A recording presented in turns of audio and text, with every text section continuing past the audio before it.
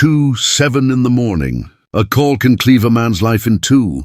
In the cold darkness of a penthouse overlooking the Lake Travis Reservoir in Austin, Texas, the ring of the phone sliced through the silence like a blade. Unknown number. He almost let it go to voicemail. Almost. Then some raw instinct pushed his thumb across the screen. Harrison. His voice was hoarse, concise, leaving no room for wasted time. "I apologize for calling so late," came a woman's voice, professional, urgent, but still carrying a gentle tone. "I'm the head nurse at St. Jude's Medical Center. Are you Jackson Harrison?" "Yes, what's going on?" A silence followed, thin as a wire, but one that lodged right between his ribs. "The patient, Amelia Taylor, has just been admitted to the emergency room. She went into premature labor at 31 weeks. You are listed as her emergency contact, Amelia." The name hit him like a shard of ice. Every sound around him diminished, the wind scraping the glass, the hum of the air filter, the pulse in his ears. 8 months ago, they had torn each other apart with words sharper than a scalpel, and they hadn't spoken since. "And her condition?" Jackson asked. His voice was flat. Neither high nor low, just a single unbroken line on a heart monitor. "She's stable for now. But the baby is in the neonatal ICU. The doctors need a responsible party's signature immediately, and they are requesting the father's presence for an emergency exam right away." The word father cracked in the room like a fault line, splitting the wall Jackson had built with meetings, roadshows, mergers, and acquisitions that he always won. Like the big deals he closed for Vanguard Edge Consulting, his high-tier financial consulting firm on Wall Street. He felt the pressure of the real world seeping into his meticulously planned universe. "I'll be there in 15 minutes. The New York rain fell like silver dust. Streetlights streaked the wet asphalt of Tribeca. Traffic was sparse, a cruel relief at 2 a.m. Jackson floored it, feeling the rumble of his German luxury car's engine, a machine built for speed and control, but which now felt like merely a rushed, vulnerable vehicle. He drove on instinct. The same hands that once drew billion-dollar charts now gripped the wheel until his knuckles were white. In a quick flashback, he saw his tablet screen at home. The Vanguard Edge 5-year plan pinned to it, a plan where there was no room for contingencies, no babies.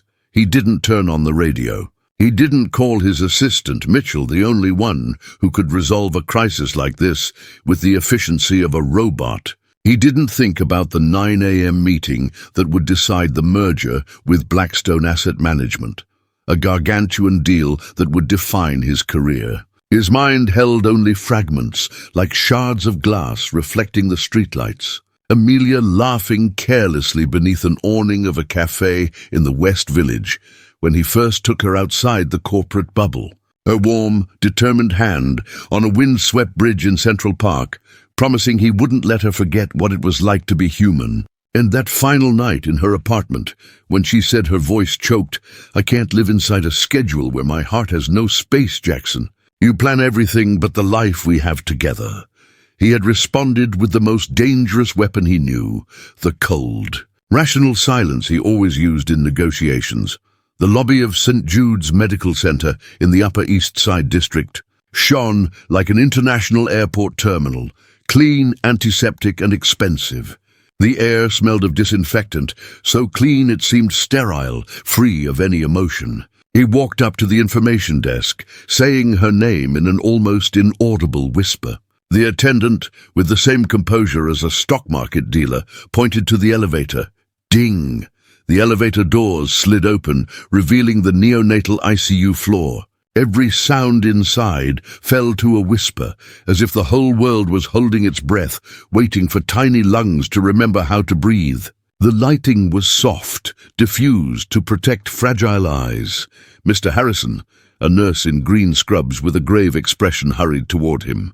Her badge read, "Brenda Miller, please follow me. Amelia is in recovery. We just transferred her. The baby is in Neo ICU 3.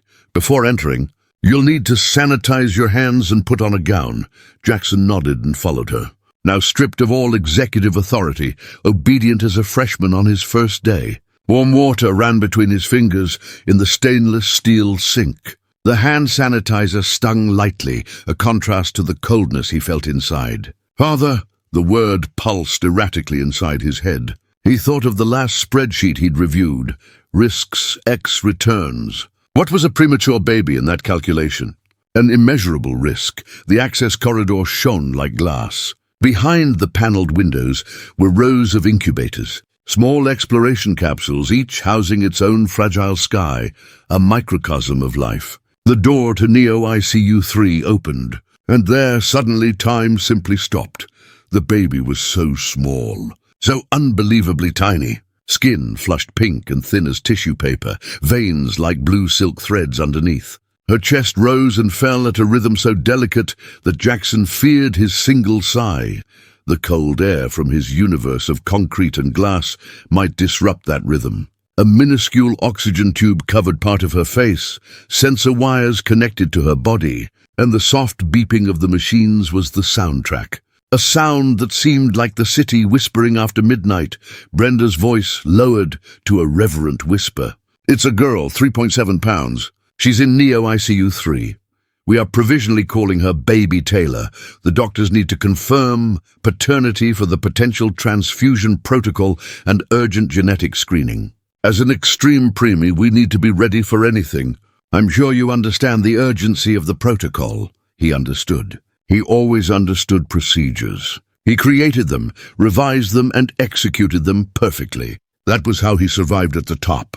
But now, every protocol and every risk assessment sheet dissolved like rainwater in the gutter. His eyes couldn't leave that tiny face behind the glass. Eyelashes thin as newly written exclamation points in life, barely noticeable. He stretched out a finger but stopped before touching the acrylic of the incubator. "Where is Amelia?" Jackson's voice barely existed. It was a dry, strange sound, recovery on the floor above. She woke up for a few minutes, and her doctor sedated her again to ensure rest. "It's crucial. Before falling asleep, she asked me to tell you." Brenda hesitated, adjusting her gloves. She said, "Tell Jackson he doesn't have to feel obligated. I can handle this on my own." She was very clear, Mr. Harrison, a cold, blunt blade twisted inside his chest. Obligated. That was the word that defined the distance between them. "I'll sign whatever is necessary. Tell her. Tell her it's not about obligation. It's about—" He couldn't finish. What? He didn't know the name of this new and terrible emotion. Responsibility, destiny. Jackson Harrison didn't believe in destiny. He believed in plans. Brenda handed him a stack of papers on a clipboard. Consent form for invasive treatment, HIPAA, acknowledgement of paternity pending testing, authorization for genetic testing. Familiar legal letters suddenly heavy as lead. Jackson signed, his Mont Blanc pen gliding on the paper. His strokes firm, but his hand trembling slightly imperceptibly. Only at the moment of writing his full last name. "Thank you," Brenda said, collecting the clipboard. "This will speed things up considerably.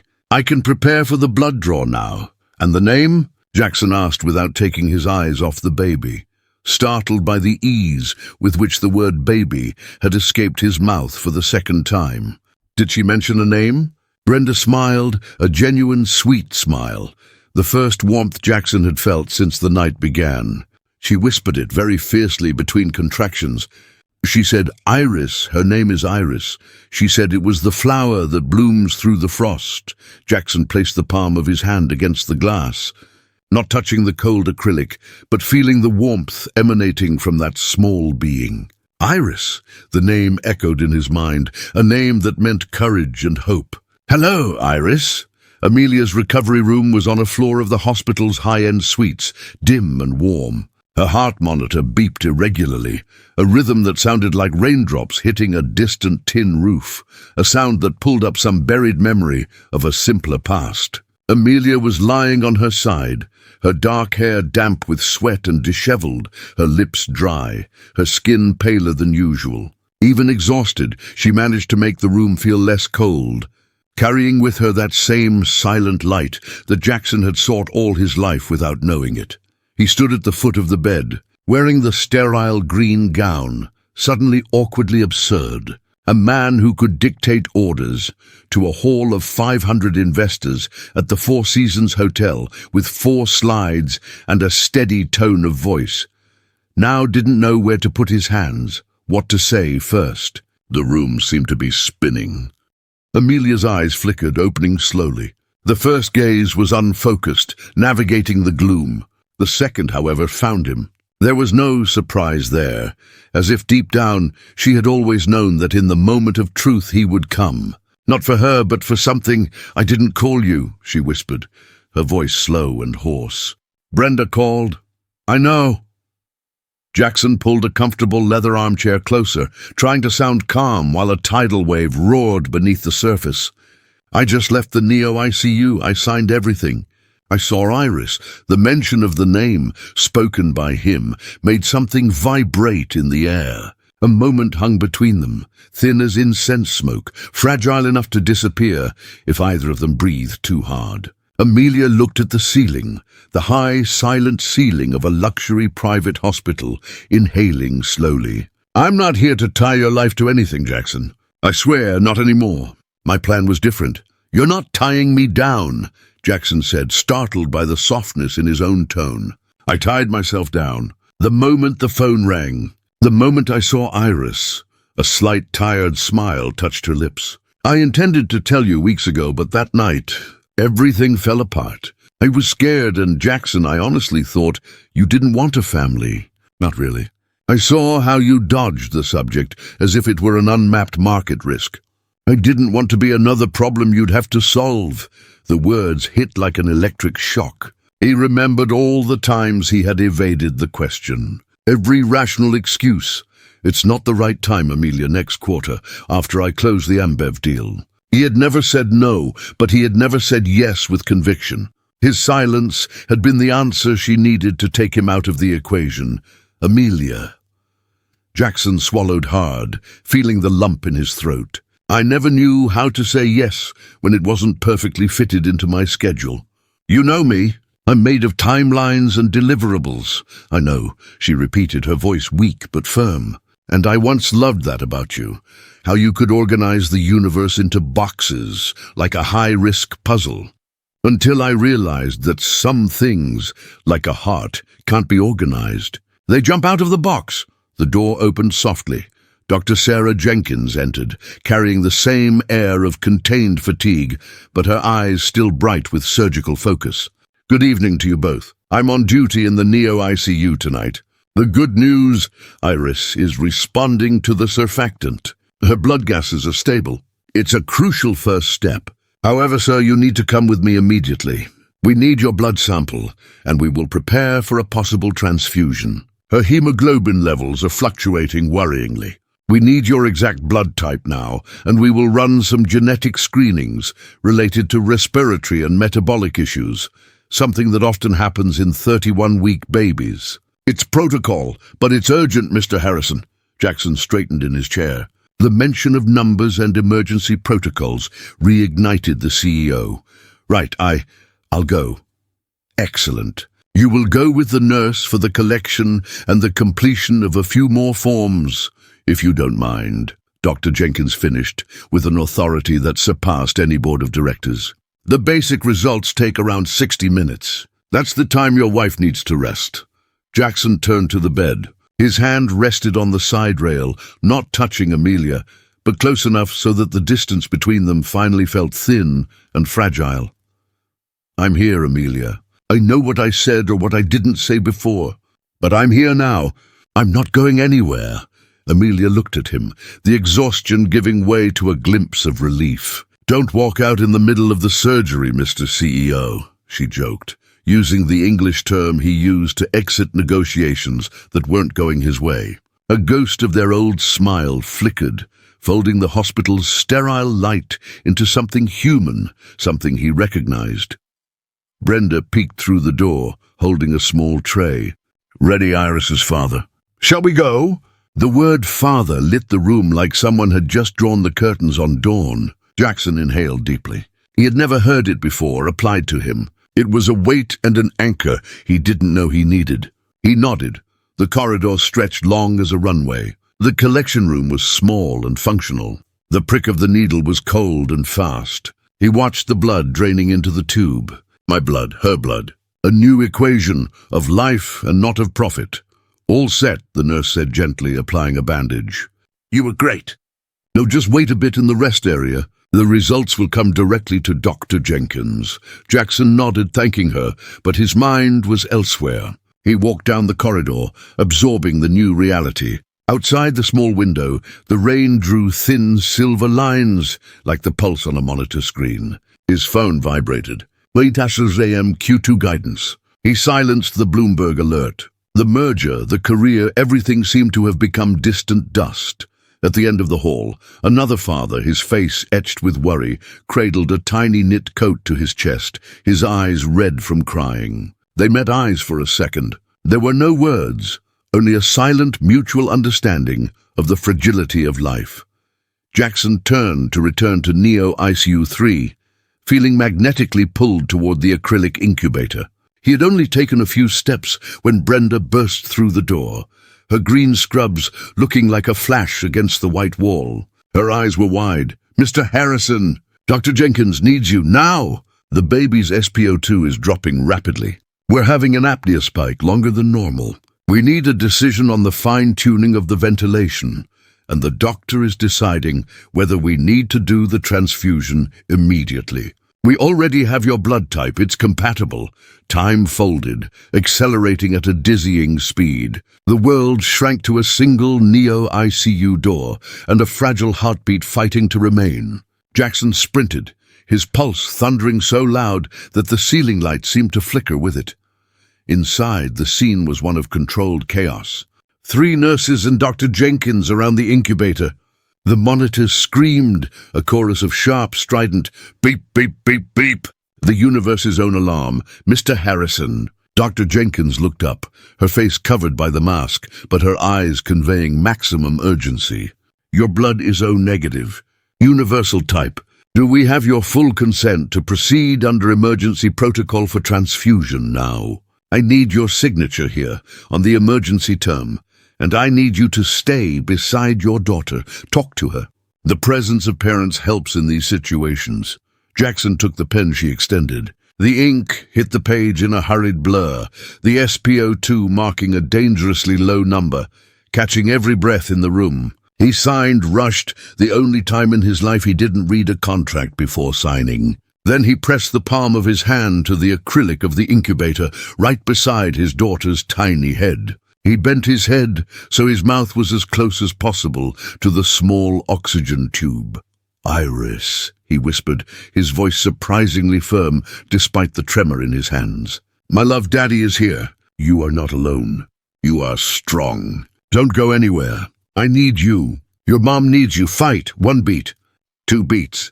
The sound of the ventilator changed, faster, stronger.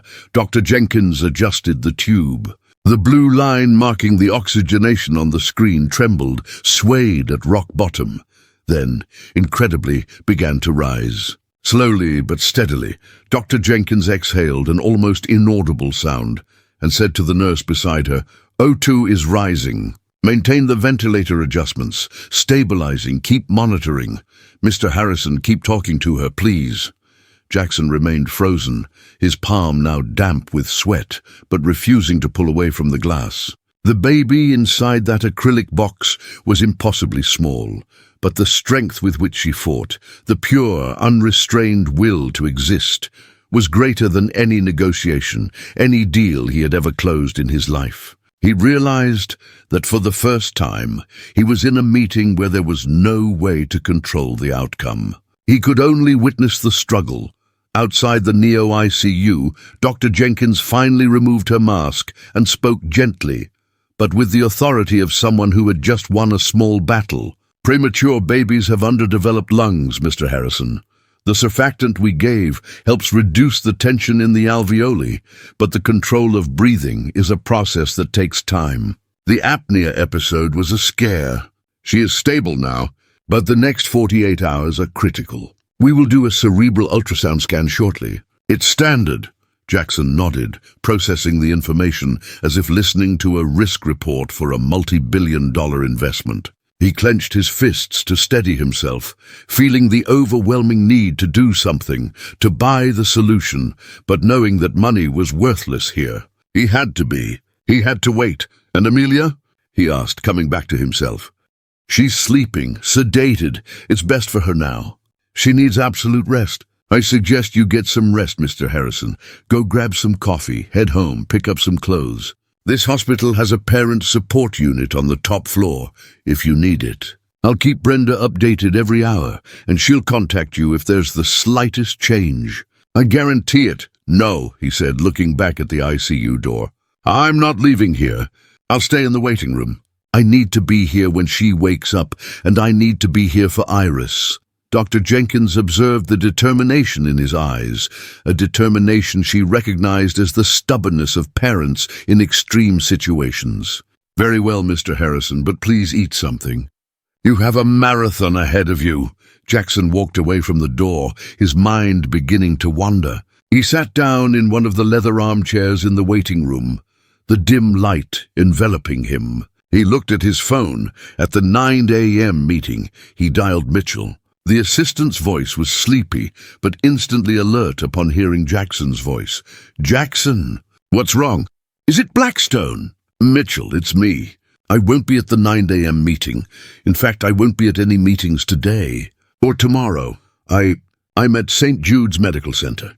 Amelia had the baby, premature, 31 weeks. Her name is Iris. The silence on the other end of the line was the most surprising thing Jackson had heard in years. Mitchell, the workaholic who never missed a beat, was speechless. Jackson.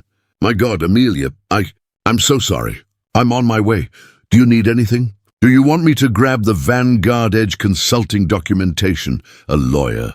I'll cancel the meeting now, give an excuse about a family medical emergency. No, Mitchell, you don't need to come. And don't make excuses. Just tell them the truth. Tell the Vanguard Edge Consulting Board that I'm at the hospital, that my daughter was born, and that she needs me. If they don't understand, let them sell my share.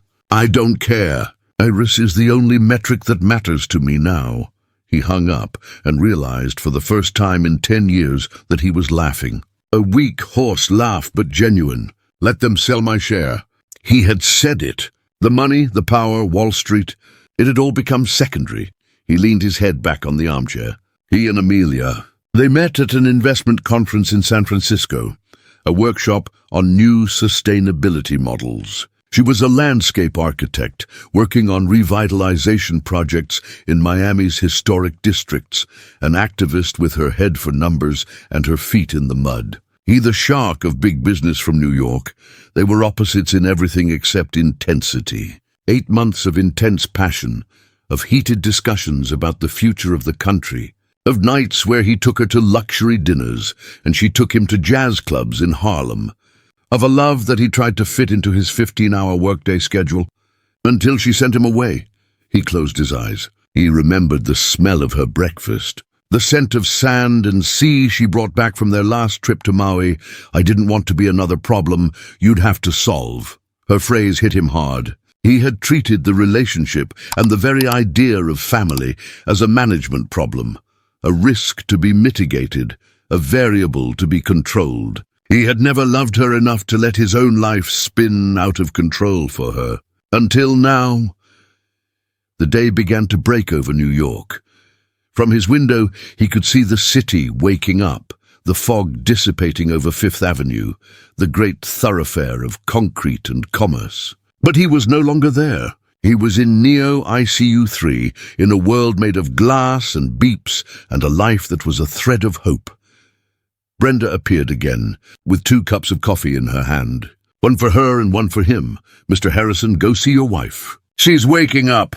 She's asking for both of us, of course, and Iris's ultrasound came back good. No cerebral hemorrhage, which is a big relief. But the care continues. This is just the first battle. Jackson took the coffee, feeling the warmth. Thank you, Brenda. You are the most important person here right now. He went back up to Amelia's suite. The morning light streamed through the windows, softer now. Amelia was awake, looking at the ceiling, but with a calmer expression. Hi, he said, his voice still hoarse. Hi, Iris's father. She smiled, a smile that seemed as old as the world and as fresh as the morning. "I know you're here," Brenda told me. "You didn't leave. I signed the emergency term for the transfusion," he said, sitting beside her, this time touching her hand. Her skin was warm. "I spoke to her, Amelia, Iris. We had a scare." Her smile disappeared. "A scare?" He explained the apnea spike, the drop in SpO2, Dr. Jenkins's quick decision, omitting only the raw terror he felt. "And you stayed there, talking to her," Amelia murmured, her eyes closed. "You, Jackson Harrison, talking to a baby. That's new. Everything is new now, Amelia." He squeezed her hand. I don't know how to be a father. My father was, distant, a checkbook. I don't want to be that. You already aren't. You're here. Jackson, you gave up an important meeting for her. You gave up control. That's all I ever wanted. We were both idiots for 8 months. I hid behind Vanguard Edge Consulting. Yes, you were. And I was stubborn for 8 months. I hid behind my pride. I didn't want you to think I was trapping you. We both made mistakes. I didn't trust love enough to mess up my life. You didn't trust love enough to give me a chance to mess up my life. We're even. Now the only plan that exists is Iris. Amelia opened her eyes with unshed tears. She is strong, Jackson. She is the flower that blooms through the frost. I chose that name because I needed a reminder that even in winter life doesn't stop.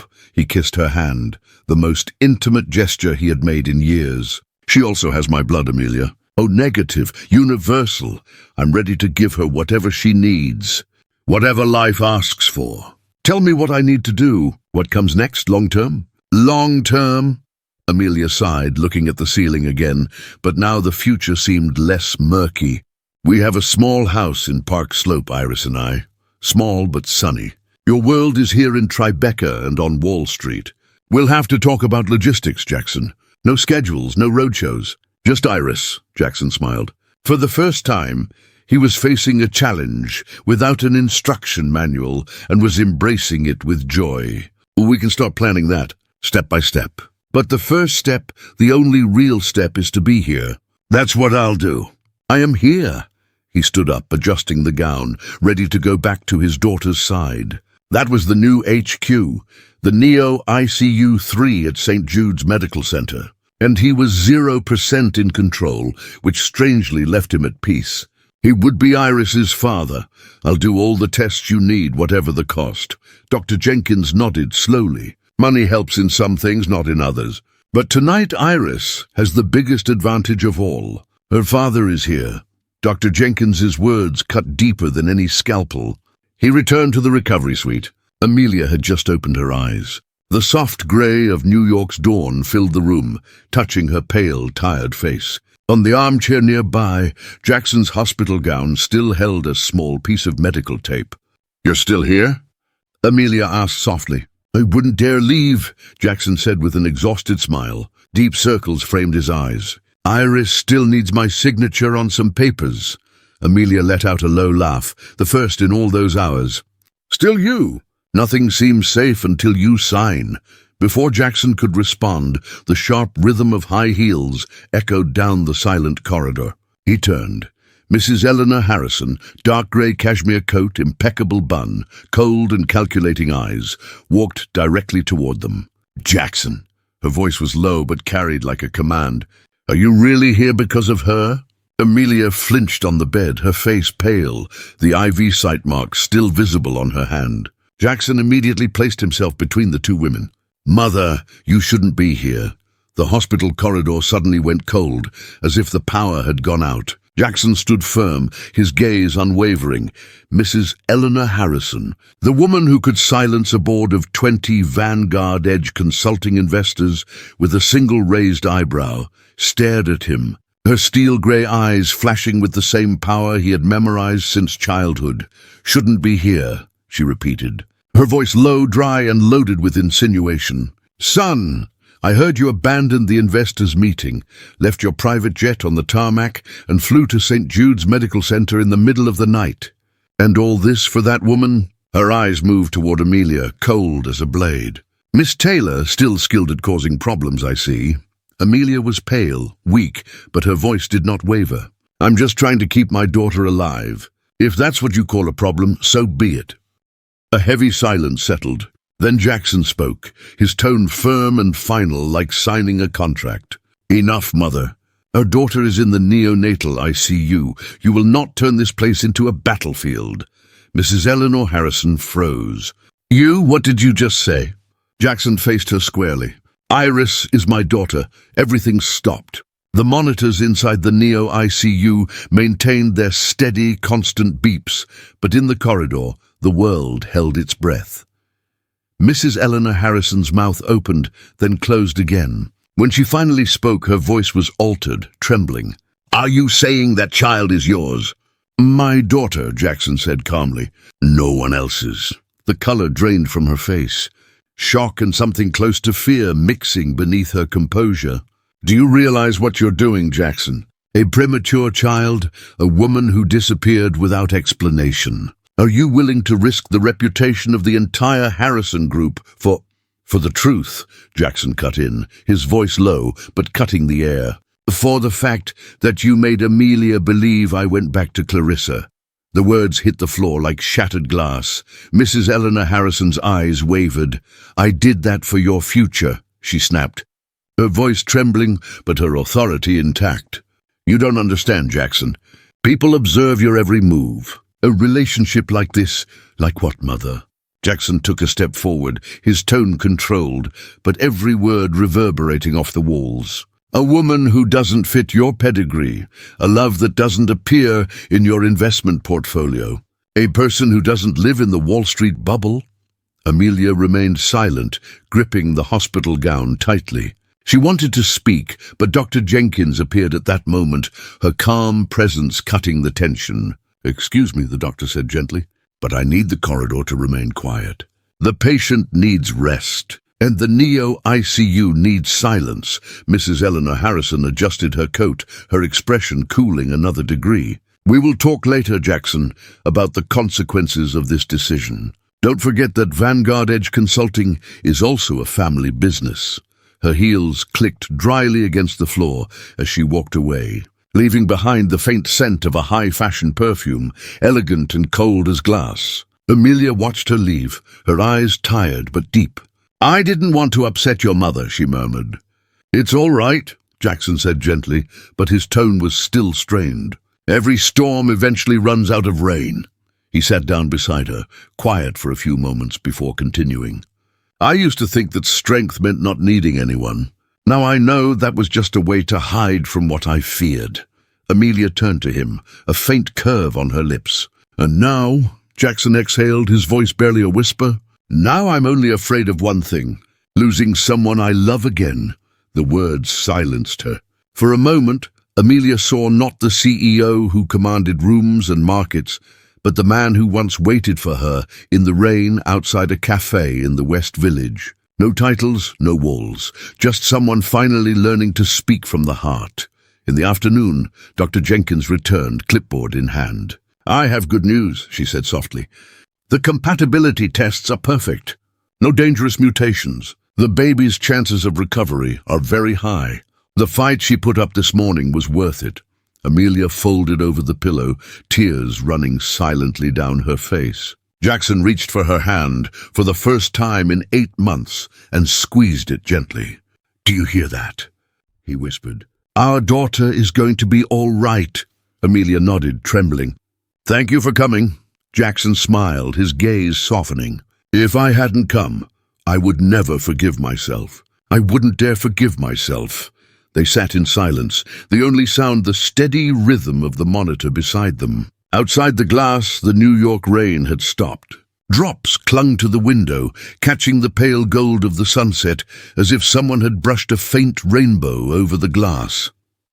At night, the hospital corridors became still. Jackson sat alone near the coffee machine, a steaming paper cup between his hands, his knuckles chafed, the price of a long night.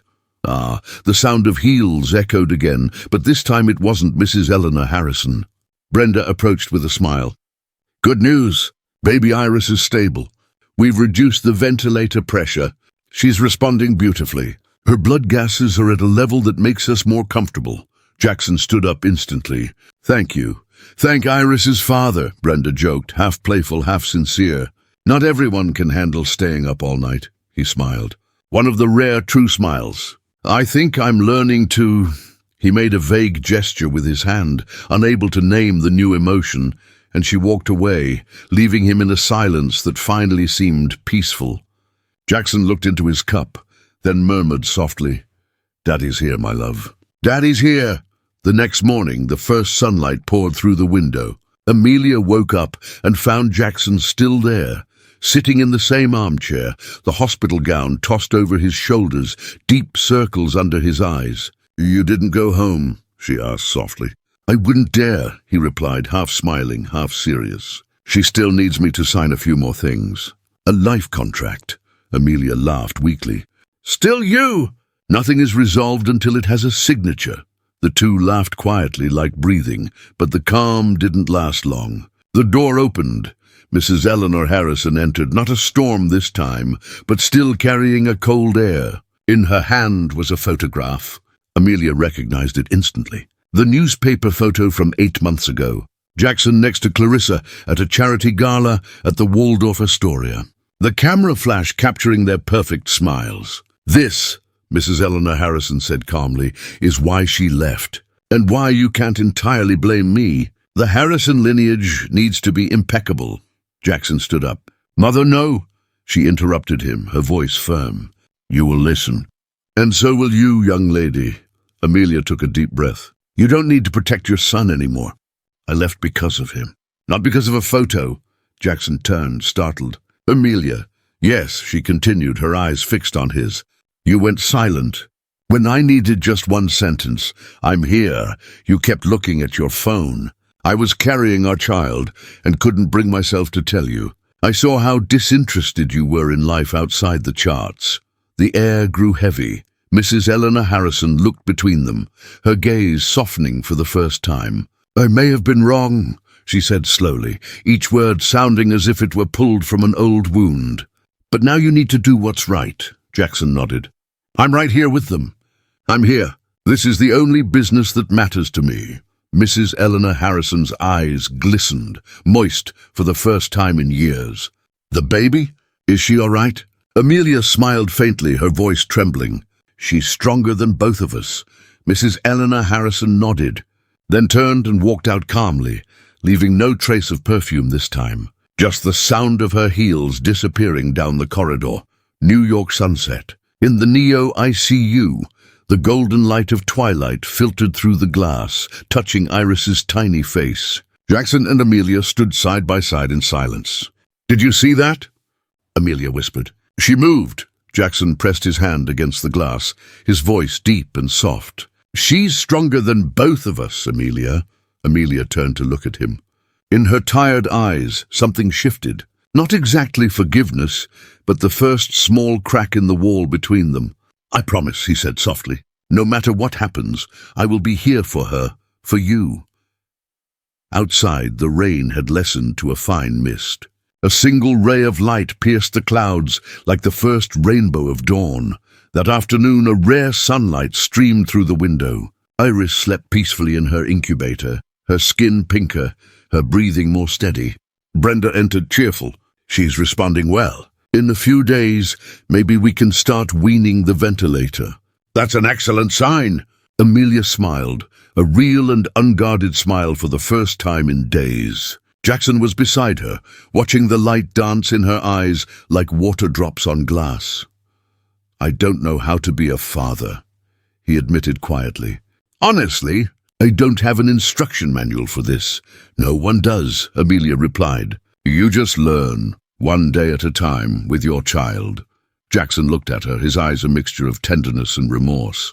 And what makes a good father? What is it? Amelia smiled faintly, warm despite the exhaustion.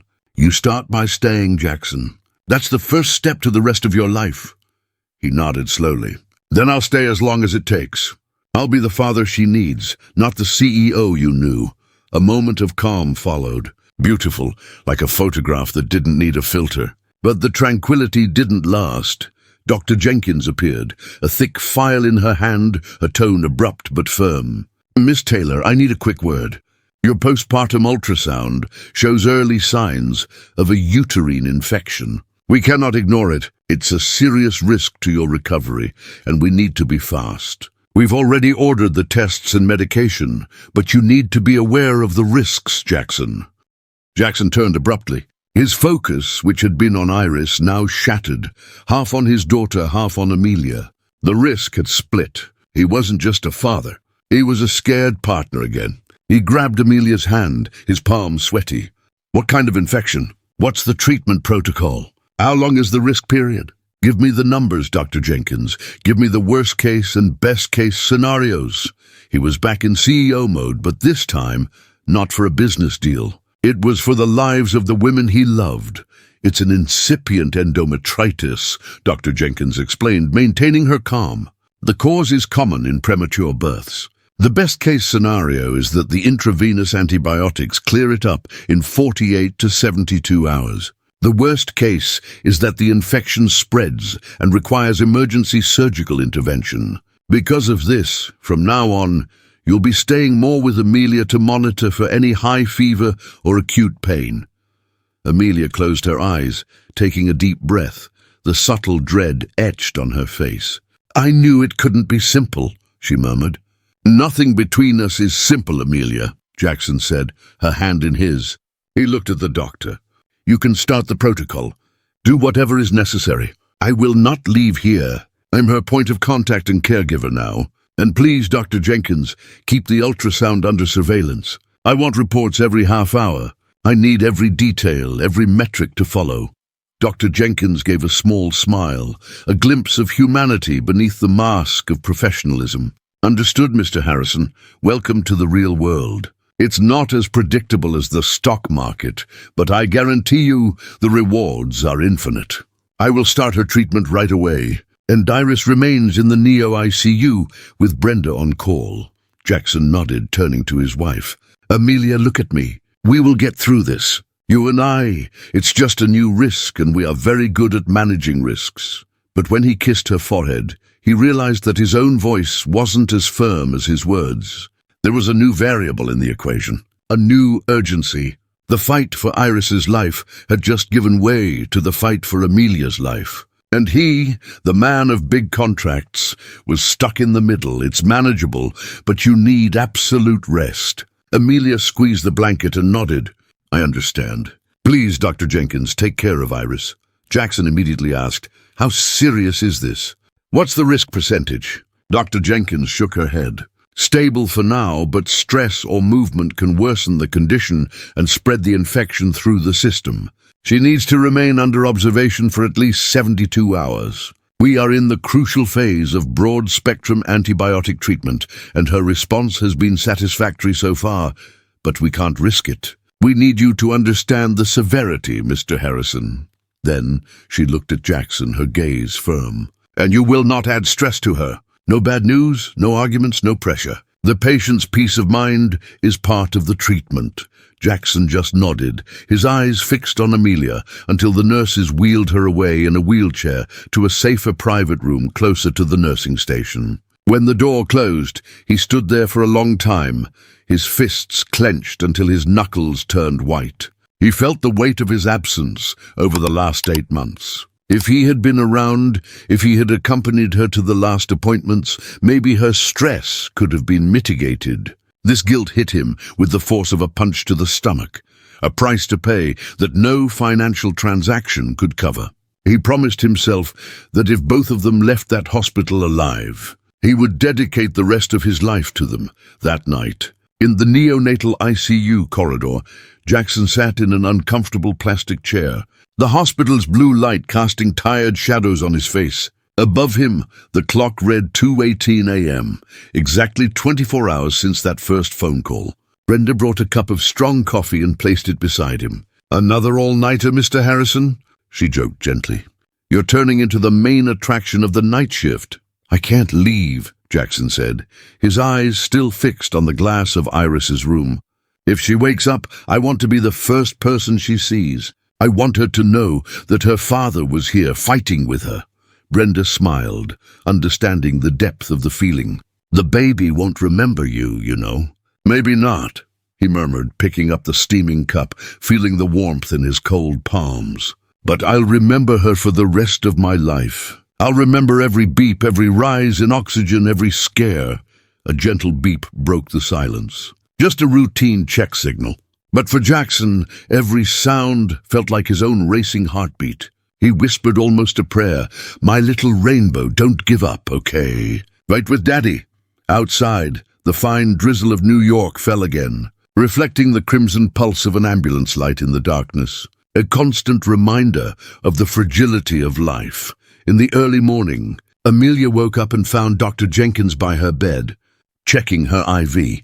"All your numbers are improving," the doctor said gently. "The infection is yielding to the antibiotic. You are going to be fine, but absolute rest remains crucial." Amelia smiled weakly.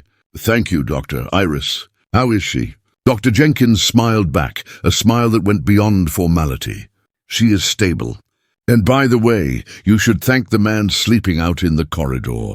He refused to go home, even after we told him he needed to rest. Spent the night on watch here. Brought his work to the waiting room. He's not slacking on the treatment." Amelia looked at the frosted glass. Through it, she could make out Jackson's silhouette. Head bowed, broad shoulders shaking slightly from exhaustion, the Vanguard Edge laptop on his lap. Something heavy moved in her chest, a bittersweet mixture of recognition and emotion. That cold man, always in control, was vulnerable and exhausted for her and their daughter. It was a confession of love he would never make in words. At noon, Mrs. Eleanor Harrison returned, but this time there was no pride in her posture, only the silent exhaustion of a mother. In her hands, she carried something small, an old but clean white teddy bear. Amelia looked surprised. Mrs. Eleanor Harrison placed the bear gently on the bedside table and spoke softly, almost a whisper. "I didn't come to argue. I just wanted to see you for a moment. I needed to see my granddaughter. And to see you, Amelia, to know you are recovering." Jackson watched her carefully, expecting the familiar edge in her tone, but there was none. She walked to the neonatal ICU door and stopped before the glass. Through it, little Iris slept, her tiny fist clenching and unclenching. Mrs. Eleanor Harrison pressed her hand to her chest, her voice low and hoarse, laden with old pain. "She looks a lot like you, Jackson. When you were born, you were as fragile as she is. The doctor said they weren't sure if you would make it through the night. We had a similar emergency at 32 weeks, but at the time, resources were different." Jackson turned to her, stunned. "I never knew. No one ever talked about it." "Maybe because I was afraid," she said weakly. "Afraid of losing you? Afraid of seeing you hurt? And afraid of letting someone else hurt you? That's why I tried to control everything. Your life, your choices, even your relationships." She paused, her throat tight. "But I forgot that protecting you by controlling everything is its own kind of damage. I was a mother who loved but controlled too much." The words struck something deep in Jackson. He didn't speak. He simply placed his hand on her shoulder. A small gesture, but the first genuine physical contact between them in years. "Your granddaughter will be fine," he said softly. "And your son will too. We are both learning to live outside the plan." Mrs. Eleanor Harrison nodded, her eyes still fixed on the baby behind the glass. "I was wrong, Jackson. Do better than I did. Allow yourself to feel." 2 days later, the first cry. A sharp, beautiful sound cut through the silence of the Neo ICU. Iris's first cry without the help of machines. Dr. Jenkins looked up, smiling. "She's breathing on her own. We can remove the tube." "It's the news we were waiting for." Amelia burst into silent tears. Jackson pulled her into his arms for the first time in 8 months. No words, just the mutual warmth of two parents who had just witnessed a miracle. Brenda gently lifted the baby and placed her on Amelia's chest. Soft skin, a tiny heart beating against her mother's. Jackson was beside them, his eyes red and bright. Dr. Jenkins smiled, her voice barely a whisper. "This little one is a fighter, a true warrior." Amelia turned to Jackson, trembling. "Did you hear that? Your daughter is a warrior. Jackson leaned in and pressed a kiss on the baby's forehead, then on Amelia's forehead. "And her father," he said softly, "will be her guardian, the most vigilant guardian that ever existed." A thin ray of light cut through the clouds, painting a faint rainbow over the incubator glass.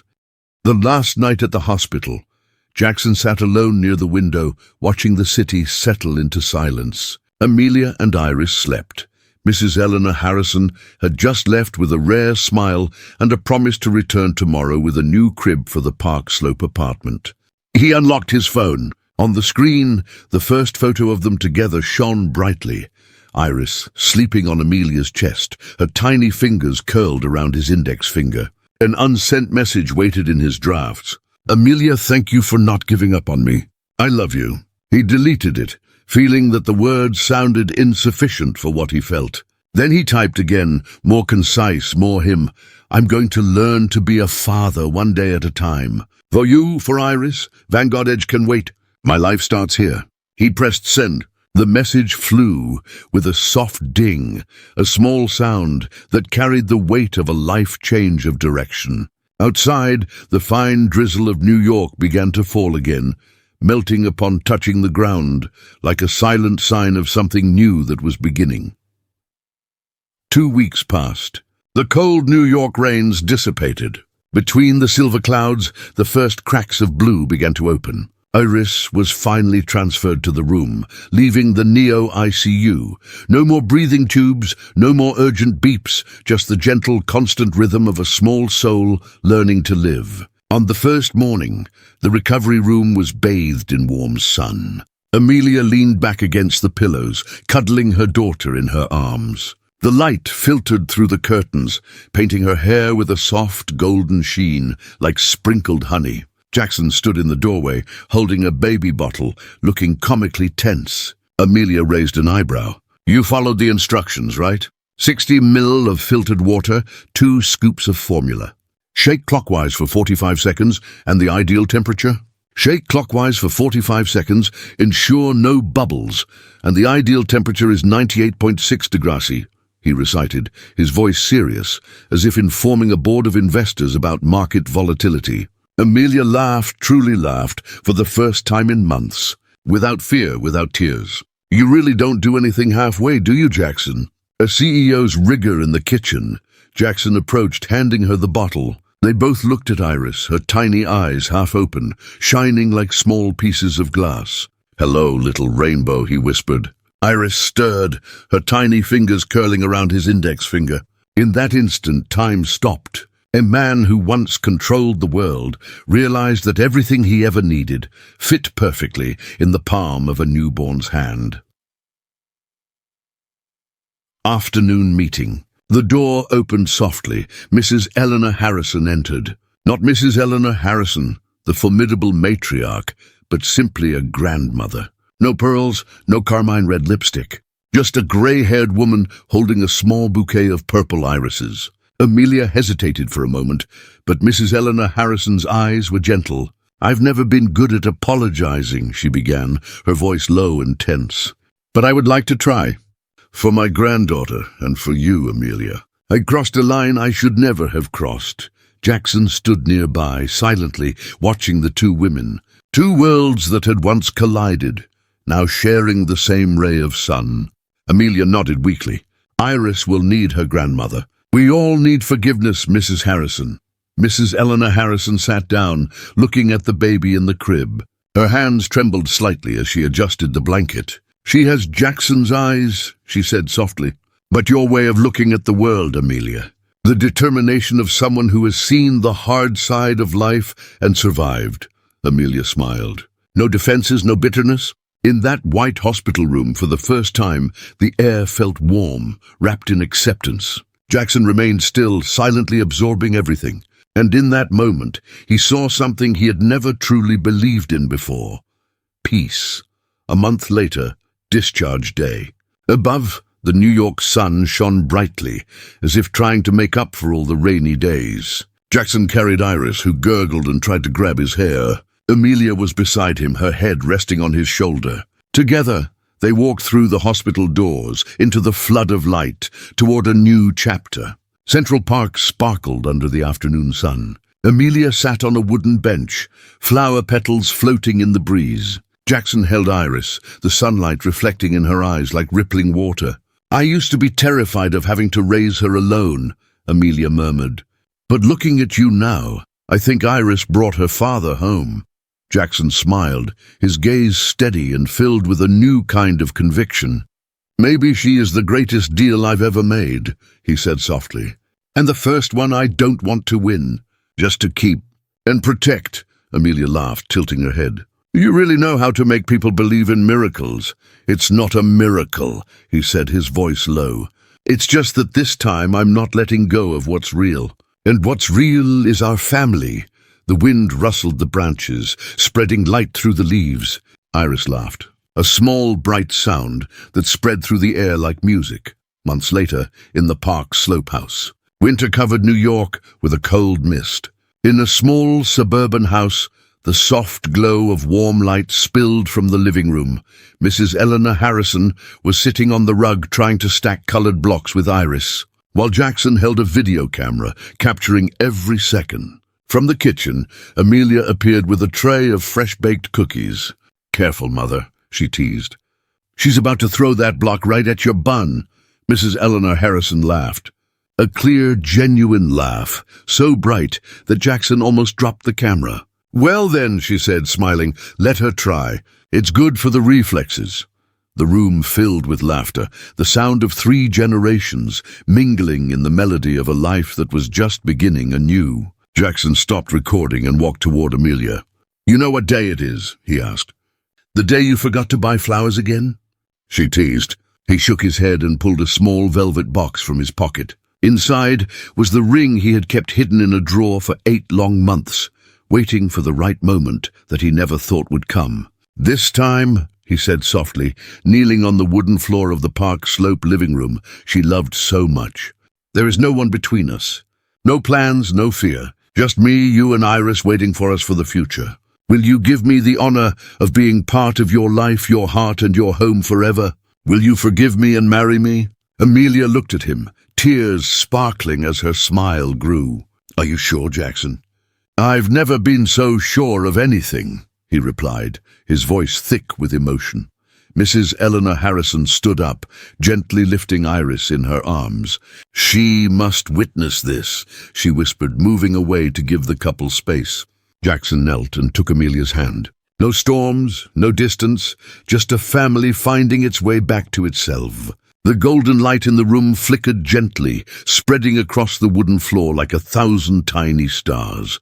A year later, at Vanguard Edge Innovations, among financial models and quarterly reports, there was a single framed photo next to Jackson's computer. Amelia holding Iris under a real rainbow after the rain. Below it, in Amelia's slanted blue handwriting, was a handwritten note. "Sometimes what brings us back to life is not success, but the first breath of someone we never knew we were waiting for." Jackson leaned back in his chair and smiled. Outside the window, the New York drizzle began to fall again, each drop catching the faint reflection of a rainbow in the distance. But this time, it didn't seem sad, because he knew that after every storm, the rainbow always returned. And Iris was his rainbow. Not every midnight phone call marks an end. Some are the beginning of a family. If the journey of Jackson, the CEO who traded the boardroom for the Neo ICU, and Amelia, the warrior who bloomed even in adversity, made you believe in the power of unconditional love and redemption, show your support. Give a like to this video to tell us that you appreciate narratives that celebrate family rebuilding, the value of presence, and the indomitable strength of life. Subscribe to our channel so you don't miss any of our exciting chronicles that transform big executives into great fathers and show the miracle of life in its most fragile state. And most importantly, hit that notification bell to be alerted whenever a new transformative story about choices, sacrifices, and the triumph of family goes live. This is the Telling a Great Story channel, and we are immensely grateful that you watch this powerful lesson about what truly matters in life. Until the next story, and thank you.